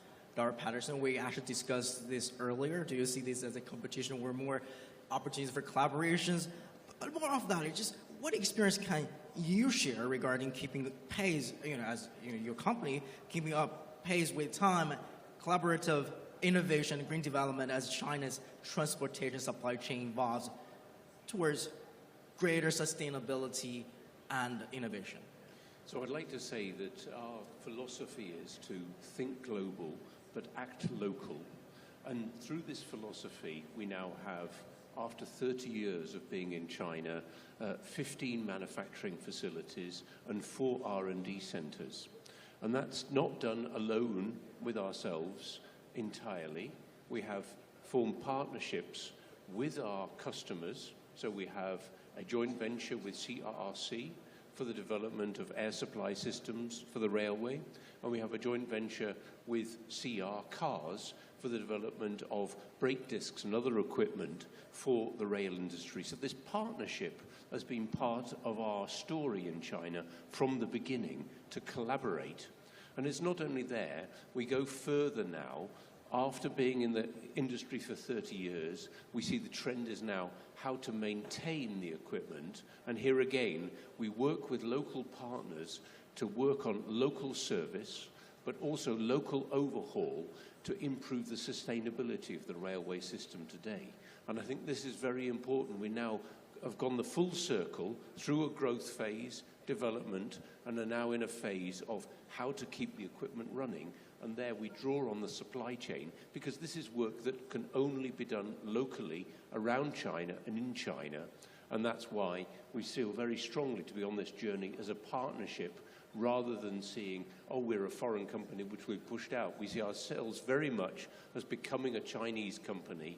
And as we talked about earlier, today, Knorr-Bremse has more people in China than we do in our home country of Germany. And I think that says it all to the growth story. Thank you. We can see that a lot of foreign companies have developed R&D centers and the production sites in China. So in the interview I delivered at the Expo, no matter it's the Chinese talents or the exploration of new technologies in China, foreign companies are very confident in China. And the Supply Chain Expo is like a very professional expo with a lot of entrepreneurs and enterprises enterprises involved in this expo. And we also have the exhibitions, and also the representatives at the expo are proposing their innovative solutions. So now I will go to Honeywell. Mr. Yu shared with us some best practices. And I would like to ask Mr. Yu that as we are talking about advanced manufacturing, and for what are the new opportunities provided by Honeywell for the upstream and the downstream, how through how through localization it is seizing the opportunities? So I'd like to give you 2 examples to answer your question. The first example, in recent years, China's energy storage industry has been developing at a two-digit pace in recent years. The industry has advantages, but we have a concern with over time the equipment will be overheated. So this is what our producers have been trying to tackle. So after identifying this demand, our industry, our company, several departments of our company organized the product technology departments and purchasing departments researched into this issue. The first issue we studied is about heat management, how we could manage heat. Another team studies fireproof. If there is a fire, how can we do? And also measures when things get out of control. Energy storage equipment are used in large scale. So how can we connect the different equipment together? Some for storing energy, some for releasing electricity. So how could we connect this equipment together? We organized 4 teams within our company. We collaborate with our suppliers, our partners, studying how we could better solve the problems, satisfying the needs of Chinese customers and international customers. So from demand to delivery, this is a chain. We connect every link together. In this process, we invented new technologies and we invented new patents. Another example took place last year. Last year, we found that China had become the largest carbon emitter in the world. So China has an oversurplus of carbon dioxide. We believe that we can peak carbon emission by 2030, but can we reach the carbon neutrality goal by 2060? One of our customers has over 200 factories in China. Every factory emits about 500,000 to 1 million tons of carbon dioxide in China. But carbon sequestration is expensive, you know. In the meantime, we have found that in many places in China, there is a growing supply of low-cost green energy. But someone even told us that the electricity price is now very, very low. So the cost has been reduced, and there is a demand. How can we provide low-cost green electricity? How can we convert this electricity into green hydrogen and green methane, and combined with the overcapacity in China's manufacturing, then we can produce green stuff. You know, this combines green manufacturing, digital manufacturing, and advanced management. In the meantime, China has a supply of low-cost green electricity and carbon dioxide. I know that China imports 70% of its crude oil, but my personal dream is that the stuff around the world will primarily come from China. So if one day China could produce 100 million tons of stuff, and every ton, a lot of dollars per ton, Then we turn waste here in China, which is carbon dioxide, into green energy and making our contributions to sustainable development. And this is what we say new quality productive forces. I would also like to add that within China, we have 20 factories.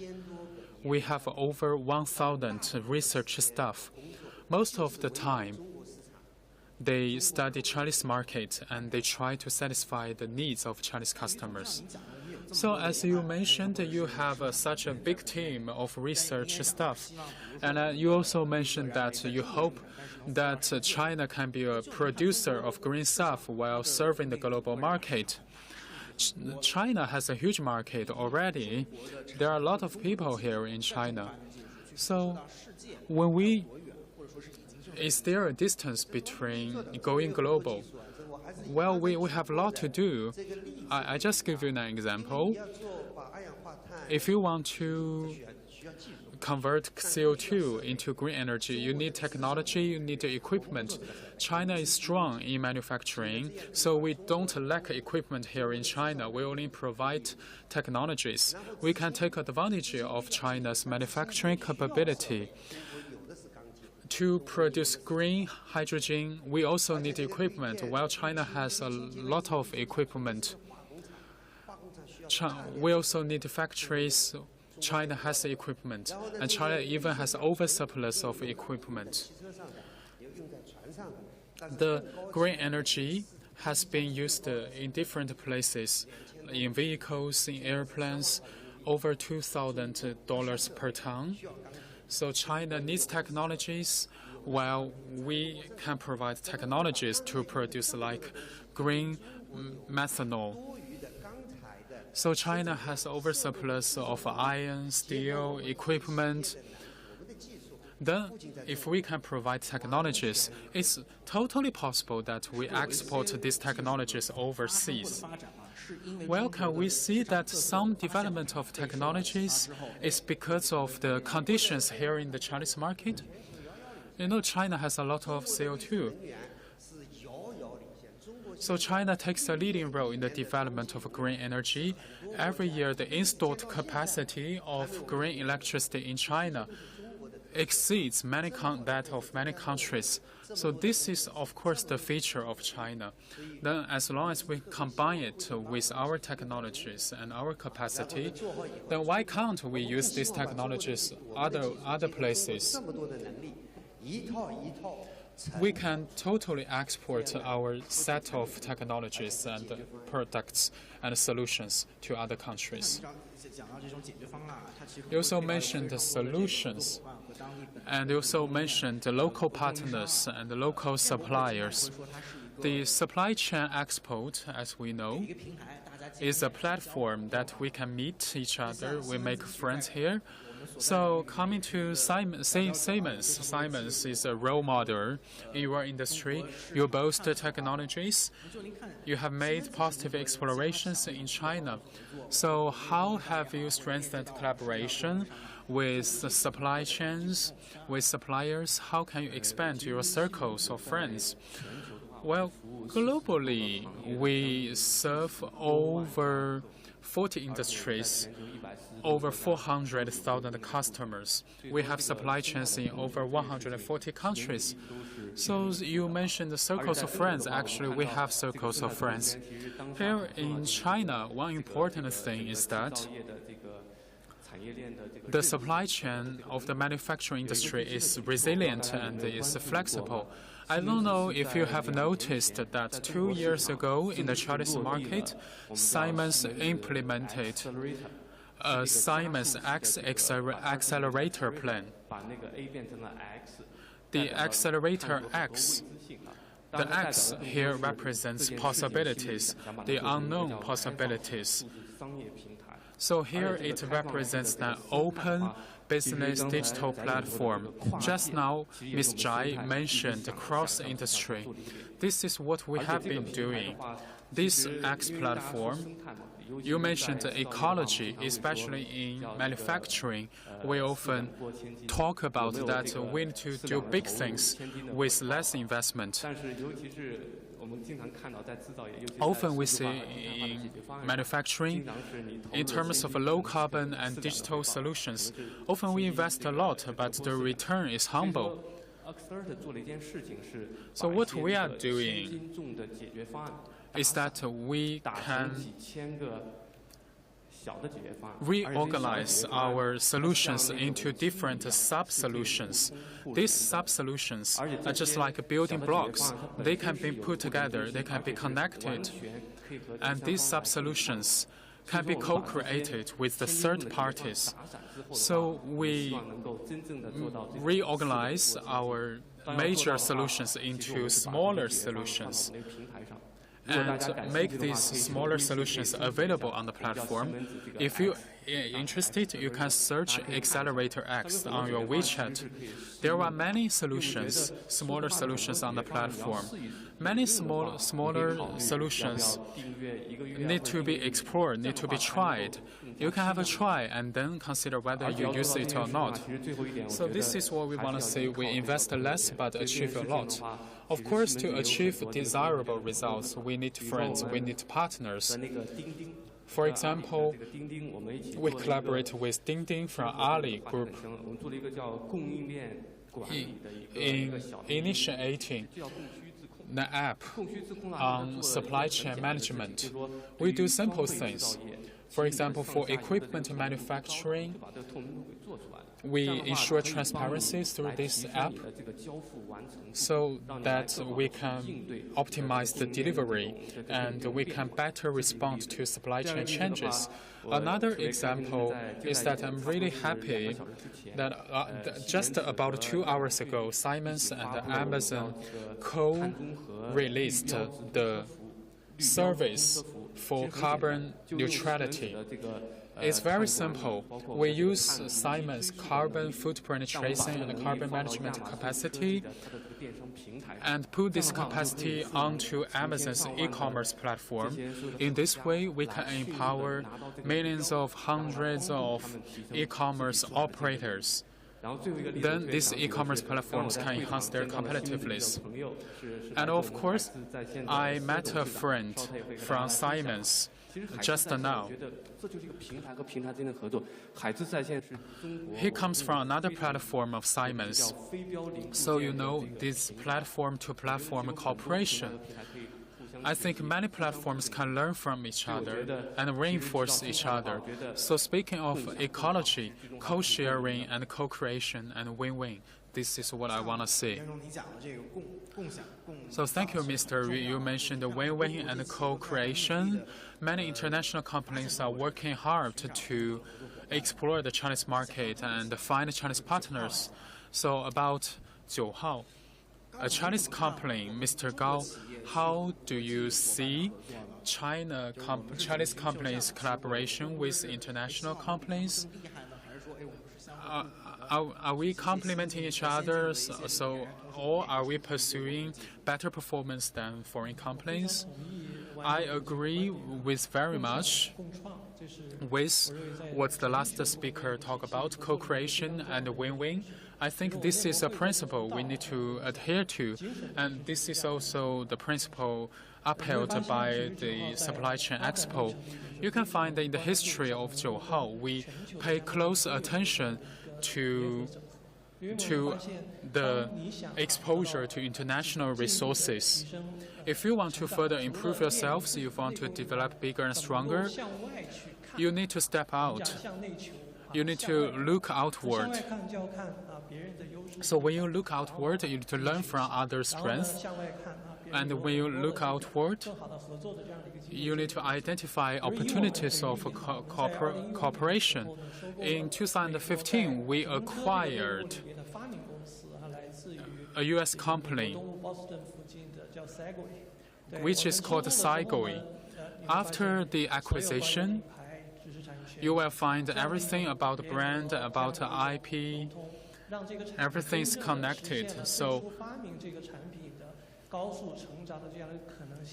It is possible for us to achieve even faster growth after the acquisition. So when we look outward and when we identify opportunities from other markets, we can truly realize resource sharing and complementarity. In the meantime, in our business plan, in our global business plan, we have major areas. For example, the Amsterdam, the Barcelona, the Paris, the US, Los Angeles. We have several targeted areas. And we have our business platforms in these places. Besides these exchanges, we also establish a global network. And through our local business, we work closely with local partners. I think we should keep in mind the local regulations, standards, and the laws so as to better understand the local market and embrace the market. If you are based on one country and not being able to allocate and distribute resources globally, like you said, it's still a very narrow company. Or it's just a one-way export.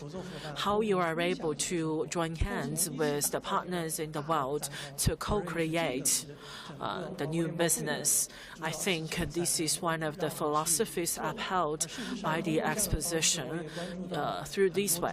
In this way, I also see a lot of Chinese companies.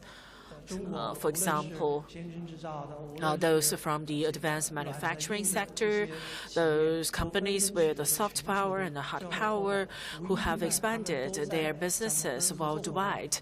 They are working better and interacting better with their partners. They put themselves in the shoes of their partners. And I think this is a very important precondition for working with the best partners in the world. This is also the approach adopted by Ninebot, and we have 50% of our partners from foreign countries, and we also produce millions of sets of products across the world, and we sell the products to more than 1 million users globally. Because we have more diverse needs in our life, we need collaborations with various partners. For companies like Honeywell, Siemens, Ninebot, Knorr, and the development of SAF and the development of robotics, or at Knorr we can see the aluminum brake disc. So actually, these things seem like to be very distant from the clients in their life. For Sinar mass group, which produce paper that we use in our daily life, I would like to invite Madam Zhai to share with us whether the needs of the residents or citizens will inspire the R&D or the development of new products at your company. I think the needs or the demand is from two sources. One is from our life, one is from consumption. When the company started its business in China, the per capita use of paper is 20 kilo, but now it is as high as 100 kilo per capita, and the number is growing, is increasing. And I think with modernization of China, and I think it will be 200 or even 300 kilo per person. And because of upgrading of consumption and restructuring of the market will force the companies to think. So a test for the company is R&D, service, this integrated supply chain capability, digital empowerment, the services to your clients. All these will require inspire companies to do better. In order to, so we need to have a long-term strategy, and from the raw materials to production to the service we provide are reforming. And I think at each exposition we're going to see new results accomplished by our company. So I think manufacturing in a broad sense, in our discussion in the past 40 minutes, I have seen that you are talking about different scenarios, applications due to the changes of the consumption needs of the consumers. So it is also the case for the development of the mankind. We find the issues, we resolve the issues at the exposition, we find new partners, new friends to work with us in the future. Let's put our hands together to thank all the 5 panelists for their very insightful ideas. So this is the end of the first panel discussion. Please kindly take your seat, and please leave the stage from the left.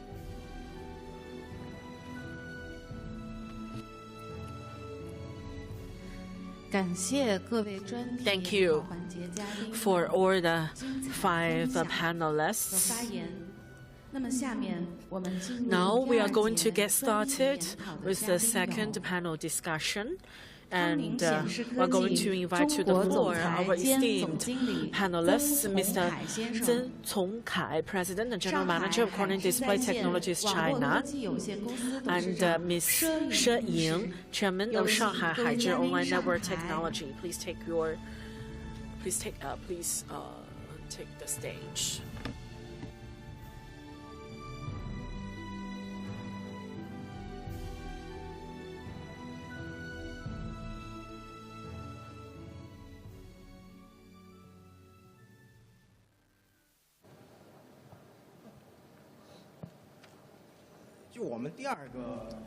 In the second panel discussion, we're going to talk about empowering smart manufacturing with digital technologies. In the first panel, we talked about the application of digitalization, smart manufacturing. My first question goes to Mr. Zeng. In your keynote speech, you talked about 1+3+8 model. You talked about 3 means partnership and collaboration, digital transformation. Can you share with us your understanding about empowering smart manufacturing with digital technology? Thank you for the question. For Corning, has been in China for more than 4 decades. So our development in China is divided into several stages. The first is alignment of productivity. When our clients will build a new factory, we work with them in the construction of the factory. After completing the construction of the factory, we provide service to them. Then we should think about one question. Are we selling glass or other products? I talked to my colleagues, we're not selling glass, we are selling data. So China accounts for 70% of world's total production capacity. So the question is not about the competition of productive force, but the future digital transformation. As one of the largest supplier, we are obliged to work with our clients to make a transformation toward smart manufacturing, and the digitalization is the best tool available. From the synergy of production to the synergy of service, we should also have synergy in the digital and smart transformation. We have done our homework. For example, in our plant in Wuhan City, has won the recognition of the provincial government of Hubei. This is a testimony of our achievement, the restructuring of management, the optimization of production process. We work with the transformation implemented by our clients. Therefore, we are making use of digital technology to align us with our clients. So we are not selling glass. Instead, we are selling data. So the trend is unstoppable. The trend of digital transformation is unstoppable. Just now, Mr. Wan Bing said there will be more customized businesses and segmented businesses. So I would like to ask Madam She Yin, what are the new opportunities, new directions of development brought by smart digital transformation? Before answering your question, I would like to share with you one anecdote. I attended a small meeting before the exposition. The participants are business owners in manufacturing industry.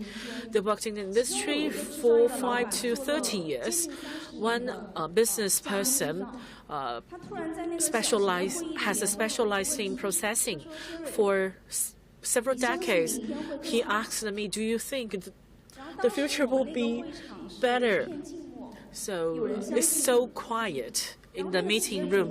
Somebody believes, somebody do not believe. He said, I was taught in the mainstream education system. I should keep on learning. The learning I do today is for a better tomorrow. I did not believe this. I used to provide the smallest metal components, a small component in a luggage, a very small component.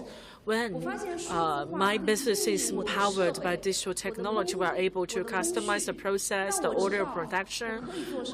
I know what I can do, what are the other things I can do in the future. I have worked in the industry for several decades. Before digitalization, I don't know that I can provide a core component, a small metal part for aviation industry with the products produced in my company, from the blueprint to the processing to the final delivery. This touched me deeply. According to MBS, the manufacturing, we have 4.52 million manufacturing companies in China. So more than 4 million companies have a revenue of 20 million RMB. And I think one important thing for us, we should not forget the quiet majority, especially those small and micro-sized businesses.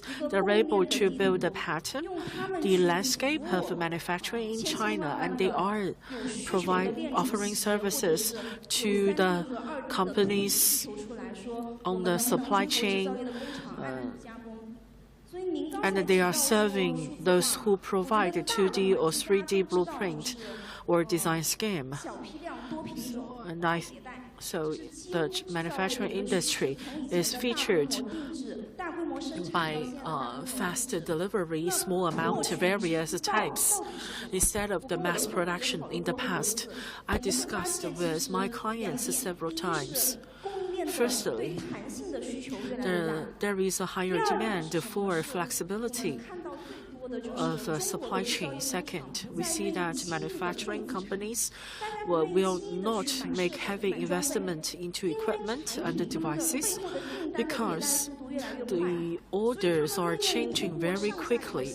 So they would like to work with upstream and downstream players. For example, in an industrial park, different factories are responsible for different parts on the production process. By working together, they are able to have a one-stop delivery of one order to the client. So we can see in China, what's the position for China in the global landscape of supply? It used to be the made in China of products from the world. Unstoppable trend is that a lot of Chinese business owners are going global. Then how Chinese factories can respond? They should be digitalized. And the factories should know that in addition to working on the present industry, what are the other industries they can work on with the existing machinery, equipment. And they should study the depreciation of their manufacturing equipment, whether I rent the factory or I own the factory, what's the differentiating feature of my company. So while we are building a platform for supply chain, we should know who. So we should master the source. We should master where the orders are from.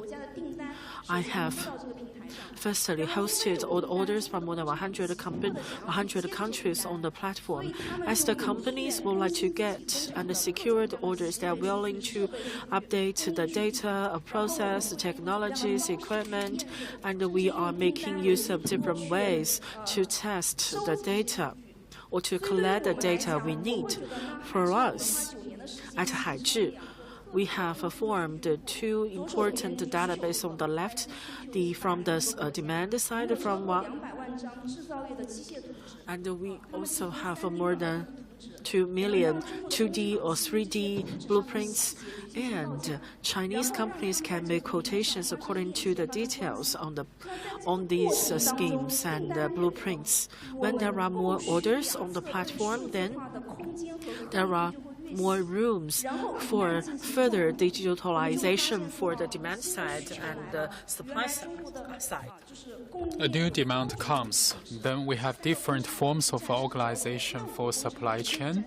We can have one-stop delivery for some factories. Then we see how our overseas customers choose. So, Mr. She, you mentioned some new ways of analysis and some new solutions on the other side. Now that we have these new products and new solutions, so our customers, our enterprises, they have a growing diversified demand. So we also face challenges, right? So how do you see this? Crisis, coexists with opportunities. In the process of digital development, the silent majority I just mentioned, many of them don't know what digitalization is. I once did a survey among my customers. They don't know what digitalization is. They are only interested in how they survive at that moment and in the future. So what are the challenges? First of all, Chinese factories need to survive. And then it is possible for them to rely on some platforms or other means to grow bigger. For example, a Chinese factory once specialized in metal and plastic components. When the factory was digitalized, the factory thought that the factory no longer existed. The factory didn't know what the next step would be, but the platform could provide matchmaking and tell the factory what is the next step.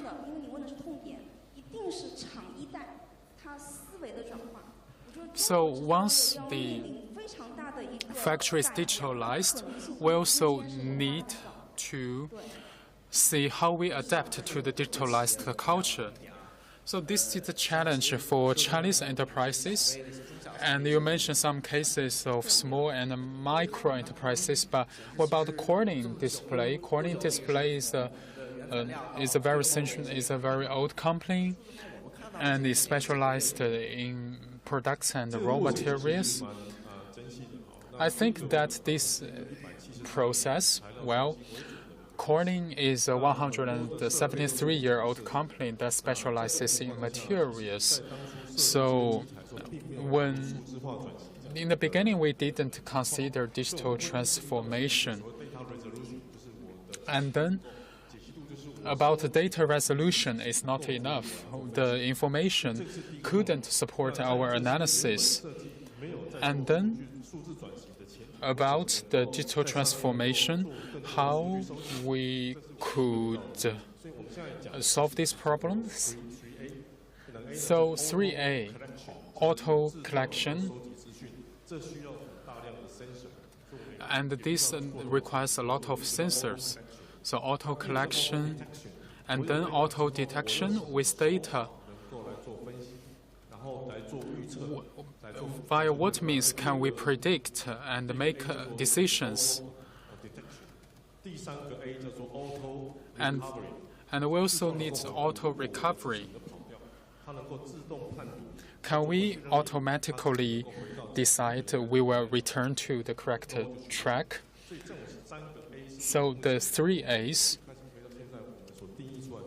are what we define when we respond to challenges. It's not an easy travel for us. The first issue with data. The second issue comes from the lack of staff. When we recruited the people in the first place, they were not professional in the data industry. How could they transform from maybe equipment to data analysis? We need to retrain our staff.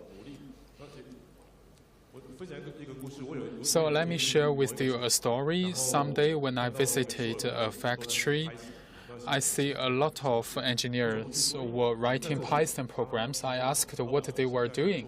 They told me that they were doing something for themselves, optimizing themselves. Then I asked them, why are you writing Python? They told us that they are learning by themselves from a book about Python. Why learning by themselves? Because we have to be digitalized. If we don't follow this trend, we will be out of the date. Then everyone need to stay abreast of the digitalized trend. They even learn by themselves, for example, from the Python book. So I think this process, as you can see, when we talk about enterprise transformation, from not knowing to making this process, from data, from the retraining of our staff, from behavioral change, I think this is how we can better respond to changes and turn changes into opportunities.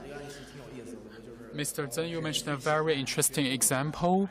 Your staff learn to write codes and learn to use Python and use programs to meet our requirements. So looking forward to the future, can you see that we can gain what we want from digitalized development? Yes, this is exactly what we desire for the future. Because as long as there are human decisions, there will be differences and there will be errors. So how we can reduce errors? In statistical analysis, we have alpha and beta. Alpha and beta themselves are a trade-off. In the future, through AI detection, through AI manufacturing, it's possible for us to integrate alpha and beta so as to break the tradition in the past and enable us to make some major discoveries. And recently, I also read a paper about this. AI changes not only people, equipment, but the whole conceptual framework. So we need to think about this perspective. And second, we also need to think about this. In the past, our organization was based on the past processes. But in the future, in the AI era, our organization structure may change. We need to take a new path. Why is manufacturing? Why is customer service? Maybe everything will change in the future. So I also hope that through this event we can rethink how our medium and small enterprises can change more fastly. So maybe next year and in the third and the fourth supply chain expo, some traditional companies may no longer be traditional companies. So what are the features of traditional organizational structure? What are the differences with today's digital structure? For example, engineering, just the engineering, manufacturing, just the manufacturing, quality assurance, just the quality assurance, customer service, just the customer service. But you know, data today is dispersed in different places, and this dispersed data can be connected together.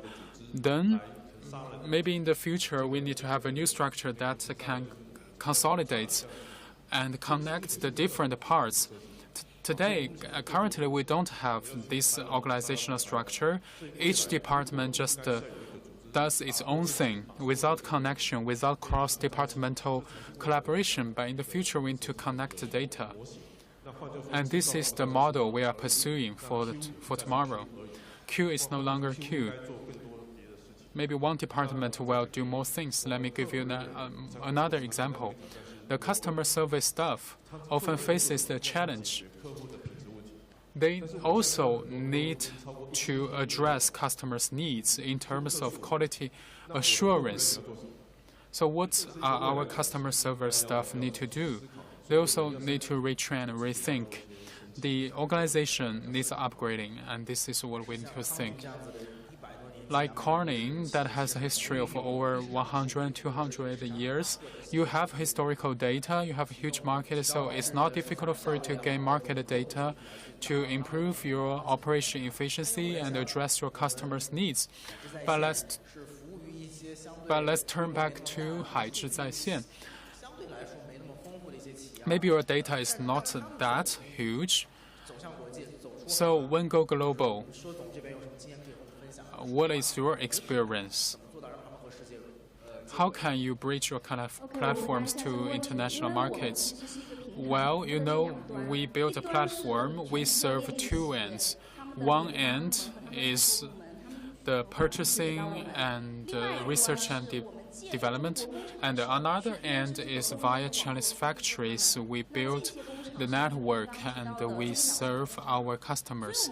And there are a lot of medium and small enterprises. Here you can see when we have dialogue with international markets, we see two obstacles. One is language barrier. Maybe 15 or 16 years when I entered the market, language was a huge barrier. Let alone speaking English.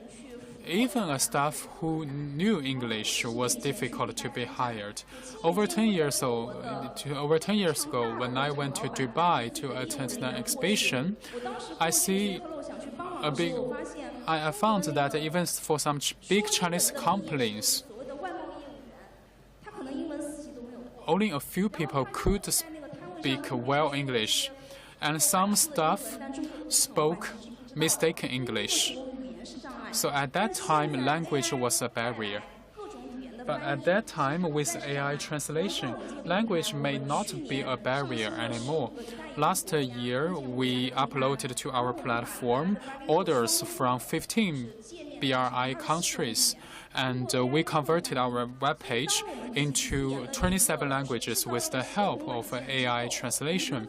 So with the aid of AI, as long as we have our webpage with our platform, our Chinese companies can add footnotes on our platform to the documents from other countries. So language barrier has been addressed. So some small companies want to go global, but maybe they don't have language proficiency, and now they have opportunities through our platform. And this is one example demonstrating how technological empowerment can make everything more equal. Even small companies can go global. And the second, when Chinese factories want to connect more closer to international markets, it must be intertwined cooperation. How can we promote integration? For Chinese companies, there are nodes at the network. As nodes increase, the network will be more. The network will be bigger. The efficiency will be higher. The cost will be lower. I once served a customer from Henan several years ago. This Henan customer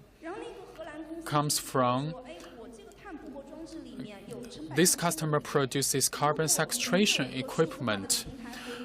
Without a digitalized platform, then it is impossible for this company to go global. For example, I want to go to Turkey, Vietnam, the other countries. Different factories in other countries, when they send components to Henan, the overall cost was very high. But after digitalization, then in the Suzhou Industrial Park, several factories could take care of like many components. And they can even assemble components and they can send these components. We found that without China's supply chain and the Chinese factories, we lose our advantage, we lose our own market, our own future. So when even small and micro enterprises, when they are digitalized, they can yield fruit on the digital network and provide their outcomes for global buyers. So I've been telling many small and medium enterprises that what is the advantage of China's supply chain? Well, the advantage lies in digitalization.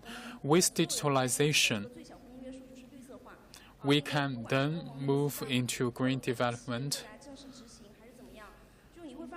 You will also find that different governments from different countries will find that green development is a trend, but the key to that is digitalized development. To build green ecosystem to help SMEs to track their carbon footprint and their emissions, and we also have labels to define their cost and process of production. We can add more label to track emissions footprint. And I think smart technology, digital technologies represent the future, and we are able to connect with the global market with this. For digitalization, I visited AI-powered factories in China. Digitalization can contribute to higher precision and customization. And the panelists talked about that actually data generated from human is also a part of digitalization, whether the data can inform decisions. So for Corning to produce a product, data is to help us, or at a certain stage, data can make the decisions. We should look at this issue from different perspectives. Firstly, the data, so we should determine whether the data can be used or not. We need to compare with our past experience. The auto detection I mentioned, 3A's auto detection followed by auto decision. The how to detect with auto detection and how to do auto recovery.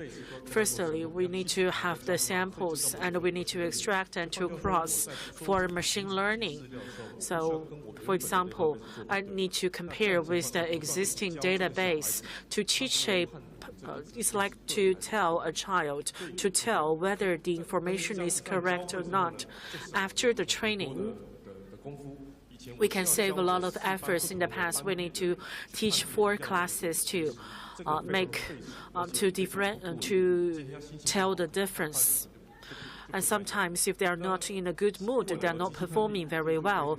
But for machine, it is very consistent, and it's easier for us to control the quality.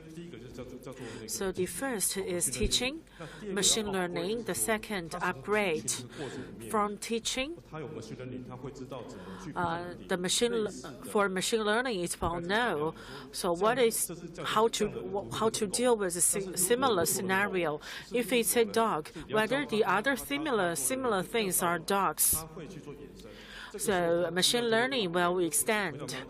It will upgrade from auto detection to auto recovery. So why we write Python-based programs by the programmers? After machine learning, teaching of the machine learning, it should be able to upgrade. Another thing is the design in the front end, because we are a material company. In the past, if we are going to develop one material, we need to formulate for like 1,000 times or even 10,000 times, whether we can tell the machine the composition we are able to identify, to have a short list of 100 out of the 10,000 formulas. And from data sorting, how to make it effective to identify the one with value. We are doing this. And we are also doing quite well in the industry in China. So just now you said we need to train, we need to build the models, we need to compare with the samples. I would like to ask Madam She the last question. The services provided on the platform, is it providing an option? Or when does a chain owner find I have several candidate companies, can we help them to make to have dialogues with each other? We are helping each chain owners. We focus more on R&D and innovation. There are a lot for some products. They need innovation. They ask us, what's the quantity? What is the quantity in the order? What is the way of payment? Manufacturing and processing companies always ask such questions. When chain owner companies is doing R&D and innovation, they have a very small amount in their order. When it is tested by the market, they will make the decision to go for mass production. And we need digitalized companies on our platform. We provide a diverse range of services on our platform. Sometimes it's the demand and the labels. We find them a company or plant in China. If we have 100 factories far away from us, but they are very essential. I would like to know do we have a company of the which can meet the criteria within 3 kilometers? If I would like to reduce the cost, I would like to find one supplier in China. But I would like to see, as they have a different degree of depreciation of equipment, we can use the platform to simulate and to diagnose. The data question you raised, the answer varies in my team. And when I work with my clients, I always say data companies are like a cook or chef of data. Data is like a fish to me. It could be deep fried or cooked in other ways. But in the end, some want to eat roasted fish, some want fish soup, some want fried fish. Then we should collect data first. And no matter it's our clients, internal clients or external clients, this is our understanding in such a scenario. We have witnessed accelerated progress of science and technology. Advanced manufacturing sector is reshaping the industrial and the supply chains. It is not only driving the development, it is also benefiting the citizens. I would like to thank all the panelists for the sharing, and I would like to thank our audience for staying with us. Please feel free to go to other events under the second China International Supply Chain Expo. And this is the end of the thematic event on advanced manufacturing. Thank you for your attention.